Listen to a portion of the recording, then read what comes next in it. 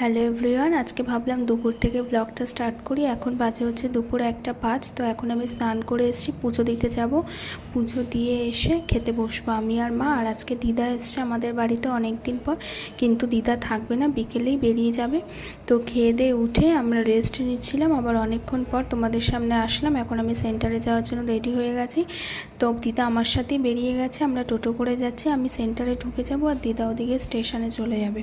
দিদা ওদিক দিয়ে স্টেশনে নেমে গেছে আর আমি সেন্টারে চলে এসেছি, কিন্তু সেন্টারে এখনও অবধি কেউ আসেনি, আস্তে আস্তে সব আসছে। প্রথমে ঋত্বিকা আর শুভশ্রী এসেছে, আর এখানকার অনেক গার্জিয়ানই একেবারে বসিয়ে ক্লাস করিয়ে নিয়ে যায়।